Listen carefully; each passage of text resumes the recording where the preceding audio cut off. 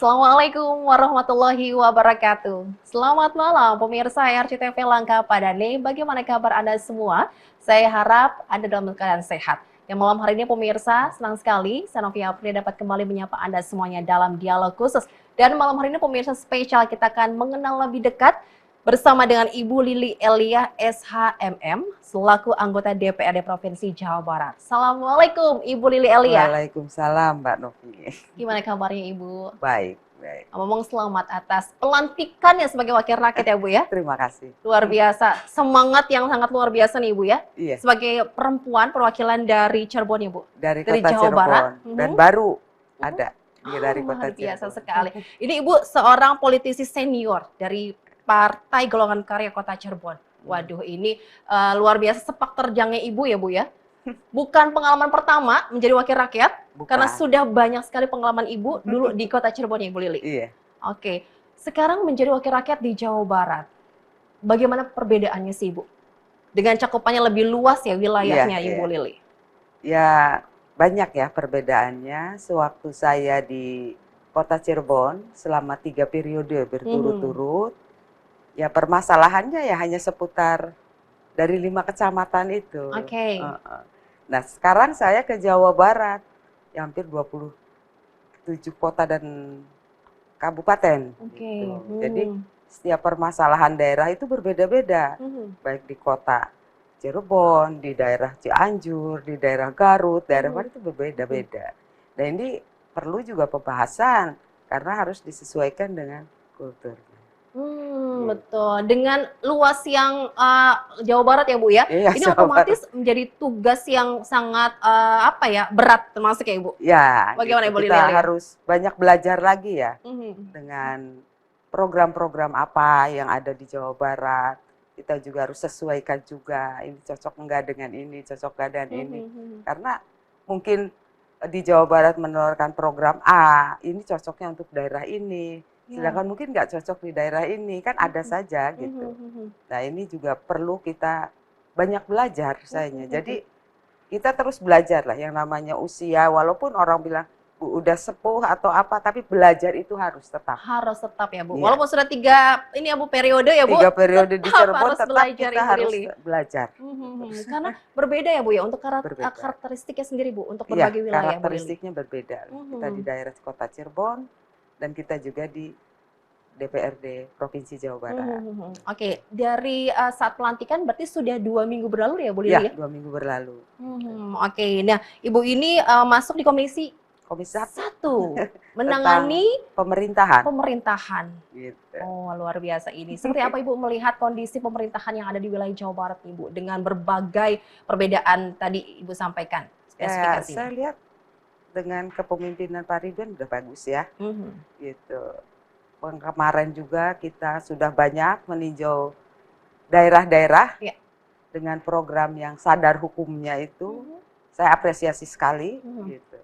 Dan itu juga kita kunjungi beberapa desa-desa yang memang juara 1, 2, dan 3, dan juga desa yang lain yang tidak jadi juara, tapi permasalahan-permasalahannya apa kita gali juga. Dan kita banyak belajar lah, kami juga karena kita baru ya, kita juga banyak belajar lah dengan adaptasi-adaptasi yang ada, dengan program-program yang ada untuk 28 kabupaten dan kota ini di Jawa Barat. Iya, Ibu langsung bergerak cepat ya Bu ya? Iya. Harus tancap gas juga Bu Lili? Iyalah harus, kalau enggak ya gimana, kita akan ketinggalan kereta dong. Betul, dan karena dinantikan juga oleh masyarakat ya Bu ya? Betul. Oke, Ibu monitoring langsung beberapa desa yang tadi disampaikan desa sadar hukum ya Bu? Iya. Seperti apa sih Bu yang spesifikasi dari desa sadar hukum itu? Jadi kan ada kriteria kenapa dia bisa dijadikan desa sadar hukum. Karena di sana bagaimana angka perkawinan di bawah umur, terus angka perceraiannya juga ada, terus PBB-nya bagaimana, dan juga tentang bantuan desanya juga seperti apa. Itu kalau memang semuanya baik, dan kemarin tuh saya dari daerah desa Ciwaruga ya, itu yang dapat juara kalau nggak salah. Itu bagus memang. Masuk semua kriteria dari persyaratan itu ya Bu ya? Iya, masuk kriteria semua. Dan ini harus diterapkan juga di desa lainnya Bu Lili? Iya. Dan yang kedua waktu itu ke desa Ciranjang kalau nggak salah ya. Desa apa itu? Sukaluyu apa itu? Ciranjang. Dan yang ketiga itu di Garut, desa Sukamukti. Yang Ibu amati Bu dari Ibu melihat monitoring langsung ya Bu ya dengan adanya desa sadar hukum itu, apa sih harus bisa diterapkan nih untuk dapil Ibu gitu ya Bu? Ya, kita juga kan banyak sekali permasalahan-permasalahan juga di dapil kita ya. Contohnya tentang bantuan desa, banyak juga yang nggak pernah ngerti. Kita juga pernah datang ke desa yang masalah bantuan desa. Jadi di satu sisi desa itu diuntungkan dengan adanya bantuan desa, tapi di sisi lain juga ada bahaya yang mengancam. Wow, bahaya yang mengancam. Iya, kalau kita salah menerapkannya, kan itu sudah ada kriteria. Ini bantuan desa sekian persen untuk ini kan sudah ada aturannya. Betul. Riskan ya Bu kalau soal anggaran kalau soal anggaran, salah administrasi aja kan itu jadi permasalahan. Hukum lagi, kan gitu. Jadi jadi inilah yang perlu kita peringatkan pada kepala-kepala desa maupun pada BPD-nya. Tolong dalam pertanggungjawabannya itu harus betul-betul. Jangan sampai menimbulkan masalah hukum. Apakah semuanya sudah bisa tertib administrasi Bu? Ya, kan buktinya masih banyak ada aja masalah. Masih banyak masalah gitu. Ya, kita juga pernah ngobrol-ngobrol juga dengan orang aparat, kejaksaan. Jadi kebanyakan tuh mungkin ketidakmengertian cara proses pertanggungjawabannya atau mungkin ya kalau nakal mah mungkin nggak tahu ya gitu. Tapi saya rasa banyaknya yang administrasinya kurang bagus. Wow, ini sensitif juga nih Bu Lili ya. Tapi ini penting juga Bu menjadi apa ya?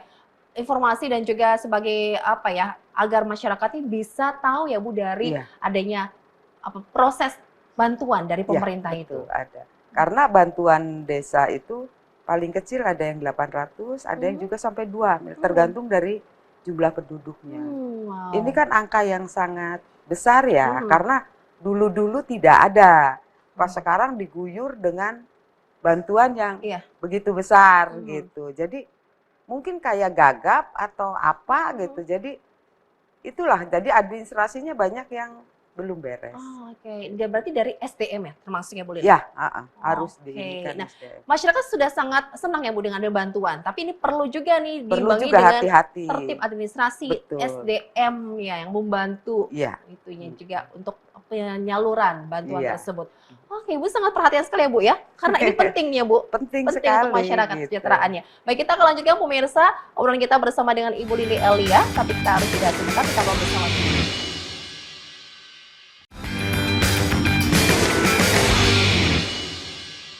Kembali Anda bergabung bersama kami pemirsa di dialog khusus spesial mengenal lebih dekat bersama dengan Ibu Lili Elia SHMM, anggota DPRD Provinsi Jawa Barat, ini dari Dapil Jabar 12. Betul ya Bu? Sekarang menduduki di Komisi 1.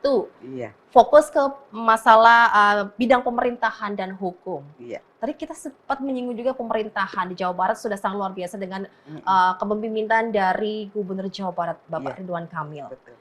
Tapi ini perlu juga diperhatikan soal tadi adanya bantuan ya Bu ya. Bantuan-bantuan yang sensitif ya. Ini ya kelihatannya memang membantu gitu, tapi ya memang semua ada resikonya apapun gitu. Baik pekerjaan juga ada resikonya, apalagi ini uang gitu. Ada resikonya. Jadi harus hati-hati saja. Harus hati-hati. Makanya kami juga selalu menghimbau dan memonitoring desa-desa yang ada di Jawa Barat itu. Yang penting tolong perhatikan hati-hati dalam pertanggungjawaban. Karena tidak sedikit ya Bu kasus yang muncul akibat dari adanya bantuan tersebut ya Bu. Betul, banyak sekali. Di Kota Cirebon, di kabupaten juga ada gitu. Nah, inilah yang menjadi permasalahan-permasalahan yang kedepannya memang harus agak diperbaiki lagi. Oke, mudah-mudahan kedepannya lebih tertib lagi Bu Lili ya. Dengan dari anggota DPRD juga nih ya untuk memantau mengawasinya. Betul. Oke, Ibu Lili, ini Ibu di sisa waktu ya Bu ya, 2 tahun ke depan. Iya. Oke, apa saja nih Bu gebrakan-gebrakan yang ingin Ibu lakukan ya Bu untuk bisa berikan kesejahteraan untuk warga di Jawa Barat? Ya, banyak sebetulnya ya yang ada dalam otak gitu. Banyak ya Bu Tapi ya iya program-program. banyak. Tapi karena daerah pemilihan saya daerah 12, jadi kami mungkin akan memperhatikan dulu daerah pemilihan saya ke depan. Dan itu juga bukan tanpa alasan. Karena kita juga sebentar lagi akan memasuki tahun politik. Oh iya, betul. Ya kan, tahun 2024, pileg itu nanti bulan Februari, pilkada, pileg dan pilpres ya, Februari, dilanjutkan September pilkada. Dan ini, jadi kita juga selain kita punya agenda-agenda dalam pekerjaan kita juga sebagai pengurus partai di Jawa Barat, kita juga ada agenda. Ada agenda khusus iya. ya. Sudah jadi, mulai ya Bu ya? Sudah dari mulai. Sekarang nih? Sudah mulai. Makanya ya kenapa kita tancap gas? Oke lah kita dengan keberadaan saya di Jawa Barat dan kita juga melihat ada peluang program apa yang bisa kita ambil untuk daerah pemilihan kita. Ibu fokus kemana Ibu? Sebagai keterwakilan perempuan di Jawa Barat nih Bu? Susah ya kalau kita perwakilan perempuan ya kalau udah di dewan mana semuanya kita tangani gitu. Jadi tidak perempuan atau tidak laki-laki ya kita tangani semua gitu. Jadi nggak ada fokus-fokusan. Gitu. Apakah barang Ibu juga punya impian? Yuk wanita-wanita di Jawa Barat juga, ayo kita belajar untuk berpolitik. Ya mereka kan sudah pada paham lah dan sudah ada bimbingan dari partai-partainya juga karena kita di partai saya sendiri Golkar kan sebelum masuk juga kan sudah dibimbing ada bintek, ada apa gitu. Jadi saya rasa mereka juga sudah pada paham gitu. Yang paling juga khusus untuk kaum perempuan yang ingin berkiprah di politik, gak usah ragu, maju aja gitu. Jadi jangan ada rasa setengah, kalau kita maju ya maju. Kalau setengah-setengah nggak akan jadi. Nggak akan jadi gitu ya. Ini ya Bu ya, yang menjadi semangat juga untuk terus Ibu maju. Karena tanpa semangat, susah. Kalau kita nggak semangat, maju mundur, wah ya udah nggak bisa gitu. Jadi kalau iya A, ya kita harus A. Seperti saya, sudahlah di Cirebon 3 periode saja cukup, gitu. Karena dengan permasalahan Cirebon, saya rasa dengan anak-anak muda juga bisa. Nah saya yang sudah tua ya kesanalah. Kita pengen tahu yang lebih luas lagi, gitu. Kalau anak sekolah masa nggak naik-naik kelas sih. Iya, gitu. Dan sekarang terbukti sudah naik kelas nih Ibu ya. Iya. Dengan banyaknya ini Ibu cita-cita ataupun impian ingin mewujudkan Jawa Barat yang luar biasa lagi ya Bu? Ya, betul. Karena biar gimana pun juga kita masuk dalam wilayah kota Cirebon itu walaupun kota kelahiran saya ada di wilayah Jawa Barat. Nah saya pengen tahu lah lebih luasnya seperti apa Jawa Barat. Itu jangan hanya di lingkung kita sendiri gitu. Jadi kita harus, kalau kita harus meninggalkan kenyamanan lah. Potong dahan kenyamanan. Seperti contoh burung ya. Dia nyaman dia aja di dahan itu. Potonglah dahannya. Jadi kan pasti akan terbang. Oh begitu. Gitu. Dan itu menjadi proses pembelajaran ya Bu? Pembelajaran juga bagi kita. Yang lain mungkin nyari kenyamanan, tapi kalau gitu kan akan stuck ya Bu Lili? Iya stuck. Kalau cari kenyamanan akan stuck. Hidup nggak akan maju. Potonglah ini area kenyamanannya, kita akan maju. Walaupun di depan banyak rintangan Bu Lili? Ya itu resiko. Karena hanya orang berani yang bisa menguasai dunia. Wah mantap sekali Bu Lili ya. Dengan pengalamannya yang sudah melalang buana nih Bu Lili Eliah nih ya. Oh begitu Bu. Jadi untuk wanita ini jangan takut untuk bisa belajar politik ya Bu? Iya. Walaupun konon katanya Bu politik itu kejam. Ya enggak lah. Emang di rumah tidak ada politik? Itu di dapur aja juga berpolitik kok. Oh begitu. Dalam mengatur keuangan apa juga ada strateginya. Kalau kita punya uang segini, gimana caranya? Ini uang ini jangan terlalu habis. Apa itu bukan politik? Terus kita mau memasak apa di dapur juga ada politik. Oh di lingkup yang terkecil pun kita sudah mulai belajar itu ya Bu? Sebetulnya. Jadi politik itu jangan diartikan yang gimana ya? Ya politik praktis lah seperti kita yang langsung masuk parpol. Yang di rumah juga berpolitik. Begitu. Ternyata kita sudah belajar ya Bu dalam kehidupan sehari-hari Bu Lili Elia. Sehari-hari padahal tanpa kita sadari itu Bu. Tanpa disadari, kita sudah berpolitik. Luar biasa. Saya jadi banyak belajar dari Ibu Lili Elia ya. Saya mau mencuri ilmu dari Ibu Lili lagi, tapi nanti pemirsa sesaat lagi kita kembali untuk Anda. Jangan kemana-mana.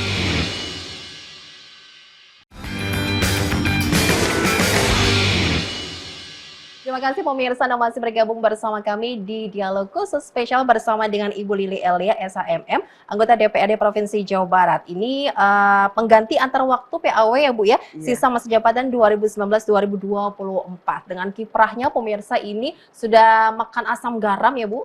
Ya, dan ini berharap semua nih Bu, kita dengan Ibu sebagai wakil rakyat di DPRD Jawa Barat ini bisa membawa yang sangat luar biasa, kebaikan, positif ya Bu. Iya. Dan saya juga ingin membawa beberapa politisi muda supaya berani, lebih berani melangkahkan. Jadi jangan di sini sajalah, setak. Ayolah melangkah, ayolah melangkah. Itu jadi untuk memberi contoh pada politisi yang ada di Kota Cirebon, jangan terlalu terpaku untuk di daerah saja. Ayo kita berangkat, kembangkan wawasan kita, kembangkan kemampuan kita untuk yang lebih besar lagi. Itu, jangan takut-takut ya Bu ya? Nggak usah takut, jadi jangan hadapi. takut, aduh nanti nggak jadi, aduh takut nggak ini. Ya kalau gitu ya nggak mungkin bisa maju. Gitu. Jadi ya tadi, kembali lagi pada, karena dia udah nyaman, udahlah kalau di Cirebon pasti dapat gitu. Ya orang kan pada banyak, Bu Lili kalau di Cirebon tidur aja jadi. Ya kan selalu bilang gitu. Ya saya nggak akan maju-maju dong kalau terus-terusan gitu. Di Cirebon dengan permasalahan yang itu aja, yang dari 5 kecamatan itu. Kapan otak kita berkembang? Tapi setelah kita ke Jawa Barat, otomatis banyak sekali permasalahan-permasalahan. Oh di daerah ini begini, di daerah ini begini. Kan itu jadi menambah wawasan, pengetahuan juga bagi kita. Selain untuk menambah wawasan, apa yang akhirnya membuat Ibu tergerak untuk bisa maju ke wilayah yang lebih luas lagi, ke Jabar itu Bu? Banyak ya, sebetulnya. Satu, mungkin saya ingin nambah wawasan di sana, dan juga saya ingin jangan hanya dari berita ada ini, di daerah ini begini. Saya pengen tahu kok kultur daerah di Jawa Barat tuh, gitu, dengan sejarahnya, dengan apa, karena saya kan senang gitu dengan membaca sejarah tiap daerah-daerah tuh. Oh seperti apa ini? Oh, ini jadi banyak lah. Itu selain dari kita menambah wawasan juga, kita juga menambah pergaulan kita, menambah relasi-relasi kita, dan ya tentunya kita bisa cara berpikir kita nggak sempit, luas. Karena oh iya, waktu di Cirebon saya berpikirnya kok cuma A ya, gitu. Tapi kan setelah di Jawa, oh iya, kita itu merubah itu semua ya Bu ya? Iya, karena dengan terlalu banyak, karena kita terlalu banyak dan terlalu tahu banyak permasalahan yang ada. Bukan hanya di kota kita aja, gitu. Apa yang ingin Ibu, dari permasalahan yang ada ya Bu ya, yang ingin Ibu tangani di atas itu Bu, sebagai utama, prioritas? Ya saya ingin ya, seperti untuk sementara ini, saya di Komisi 1, inginnya semua warga itu paham. Satu, khususnya masalah Banpol. Saya sangat prihatin sekali dengan membaca berita Banpol kubu ini begini, ada yang sampai ditahan, ada apa. Ini seperti apa sih gitu cara pengaturannya. Sedangkan di sana Banpol itu sudah ada aturannya. Sekian persen ini, sekian persen ini. Nah, jadi akhirnya menggerakkan diri saya, oh kalau saya di Jawa Barat, saya bisa memberitahu dong pada kepala-kepala desa, ini harus begini loh Pak, supaya jangan sampai kena masalah gitu. Sedangkan kan kalau kita Pak, kelurahan kan. Siap, Karena sudah ada aturannya Bu sudah ya? Ada aturannya, sudah ada peruntukannya sekian persen untuk ini. Ya tinggal dijalankan. Gitu. Ya, terus satu lagi, tolong dari pendamping, pajak-pajak itu harus diberesin.